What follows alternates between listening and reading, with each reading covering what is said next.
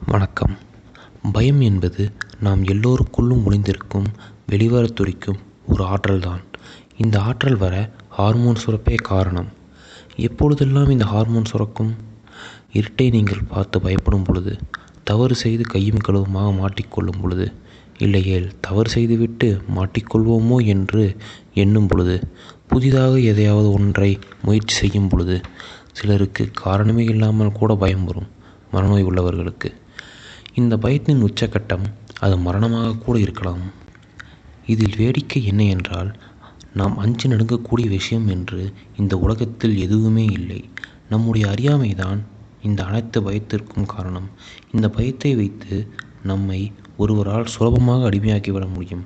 உதாரணத்திற்கு, நம் அன்னை சிறுவயதில் இருளை காட்டி பயமுறுத்தி நமக்கு சாதம் ஊட்டுவாள்.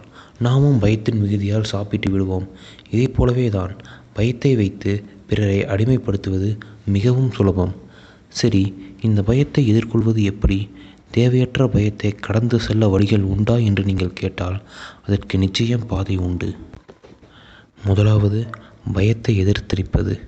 நீங்கள் எதற்கு பயப்படுகிறீர்களோ அதையே திரும்ப திரும்ப செய்ய வேண்டும். சலிக்கும் வரை செய்ய வேண்டும். அப்படி செய்தால் பயம் இருக்கின்ற இடம் தெரியாமல் ஓடிவிடும்.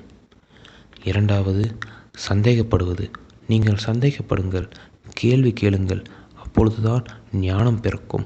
தேவையற்ற பயம் விலகும். கடவுள் நம்மை அழித்து விடுவார், எனவே தவறு செய்யாதீர்கள் என்று ஒருவர் கூறினால், கேள்வி கேளுங்கள். காப்பவர்தானே கடவுள், எப்படி அவர் அழிப்பார் என்று. ஏனென்றால் மனிதனின் அழிவு மனிதனால் மட்டுமே ஒழிய கடவுளால் இல்லை. எனவே கடவுள் மீது வீண் பயம் வேண்டாம். அன்பும் அரவணைப்பும் மட்டுமே கடவுள். மூன்றாவது, அஞ்சாமை. எதற்காக நாம் அஞ்ச வேண்டும் என்று நீங்களே உங்களை கேள்வி கேளுங்கள். உயிருக்கு பயப்படாதவன் எதற்கும் பயப்பட மாட்டான் என்பதே இங்கு உண்மை. இருட்டு என்பது வெளிச்சத்தின் குறைபாடு மட்டுமே. பேய், ஆவி, ஆத்மா என்பதெல்லாம் நம்முடைய கற்பனைகளுக்கு நாமே கொடுக்கின்ற சக்தி. கற்பனை சக்தியை நாம் ஆக்கப்பூர்வமாக பயன்படுத்த வேண்டும். வெறும் வதந்திகளை நம்பி நாம் பயப்படக்கூடாது. உங்களை எதுவாலும் எதுவும் செய்ய முடியாது என்பதே உண்மை.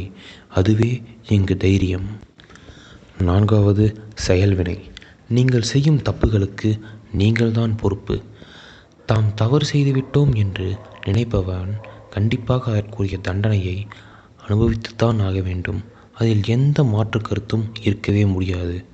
உணர்ச்சியால் தவறு இழைத்துவிட்டு அதை நினைத்து வருந்துபவர்களே இங்கு அதிகம். உணர்ச்சிகளை மதியுங்கள், ஆனால் உணர்ச்சியில் முடிவு எடுக்காதீர்கள். பின் பயம் நிரந்தரமாகிவிடும். இறுதியாக நாம் பார்க்க போவது மனம். ஆம், நம் மனம்தான் இங்கு அனைத்திற்கும் ஆயுதம். நீங்கள் மனதால் தான் பயப்படுகிறீர்கள், மனதால் தான் பதட்டமடைகிறீர்கள். மனதை திடப்படுத்தினால் தைரியம் தானாக வரும். ஒரு செயலை செய்யும் பொழுது பயப்படக்கூடாது என்று நினைக்காதீர்கள். தைரியமாக அந்த செயலை செய்து முடிக்க வேண்டும் என்று நினையுங்கள்.